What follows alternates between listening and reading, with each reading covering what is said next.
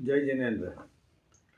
हमारे भगवान जब ज्ञानावर्णी अगत्या कर्मों का समूल नाश कर देते हैं तब उन्हें केवल ज्ञान प्राप्त हो जाता है, और केवल ज्ञान प्राप्त हो जाता है तो हमारे भगवान सर्वज्ञ हो जाते हैं। तो हमारे जिनवर सर्वज्ञ भगवान जो होते हैं वो केवल ज्ञान प्राप्त करते हैं, इसलिए हम उनको केवली कहते हैं। केवली भगवान को आहार नहीं होता। यदि कोई कहे कि केवली भगवान कौलाहार करते हैं तो सर्वथा असत्य है। हमारे 8 प्रकार के केवली भगवान होते हैं। तीर्थंकर केवली प्रथम, जो तीर्थंकर होते हैं वो सब तीर्थंकर केवली कहलाते हैं। दूसरे होते हैं सामान्य केवली, जो सामान्य अरिहंत भगवान होते हैं वो केवल ज्ञान उनको प्राप्त होता है, वो सामान्य केवली कहलाते हैं। उसके बाद में तीसरे नंबर पे आते हैं अंतःकृत केवली। अंतःकृत केवली मतलब जिनको संयम धारण किया उसके 48 मिनट में ही केवल ज्ञान प्राप्त हो जाता है। जैसे कि हमारे भरत चक्रवर्ती, तो भरत मुनि जो थे उनको संयम धारण करने के 48 मिनट में केवल ज्ञान प्राप्त हो जाता है। 48 मिनट के अंदर उन्हें कहते हैं अंतःकृत केवली। इसके बाद में उपसर्ग केवली, जिनको उपसर्ग होते समय, केवल ज्ञान होते समय उपसर्ग भी होता है, उन्हें उपसर्ग केवली कहते हैं।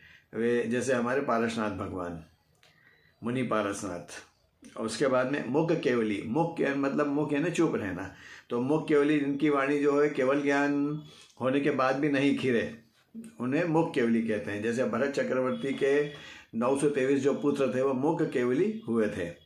फिर समुद्घात केवली, समुद्घात केवली मतलब कि जिनकी आयु कर्म तो कम रह जाए और बाकी कर्मों की स्थिति अधिक हो, तो अब अधिक है बाकी कर्मों की स्थिति, तो बाकी कर्म जो होते हैं, जो अगत्या कर्म में जो बाकी 3 कर्म बचे हैं, नाम कर्म, वेदनीय कर्म और गोत्र कर्म, तो बाकी कर्मों की स्थिति अधिक है और आयु कर्म की स्थिति कम है। तो बाकी कर्मों को निर्जरा करने के लिए, खिराने के लिए उनके आत्मा के प्रदेश बाहर निकलते हैं लोक में और सब तरफ फैल जाते हैं, और निर्जरा करके वो कर्म की निर्जरा हो जाती है और आत्मा के प्रदेश वापस लौट आते हैं। तो ये होते हैं समुद्घात, इसको बोलते हैं, इस प्रक्रिया को बोलते हैं समुद्घात, उनको बोलते हैं। और समुद्घात केवली, उनको होता है केवल ज्ञान प्राप्त हो जाता है। अनुबद्ध केवली, जो एक केवली के बाद में दूसरे केवली के बाद तीसरे से लगातार जब केवली होते हैं तो उन्हें अनुबद्ध केवली कहते हैं। जैसे कि महावीर भगवान के बाद में गौतम स्वामी, उनके बाद सुधर्म स्वामी, उनके बाद में जम्बू स्वामी, ये अनुबद्ध केवली।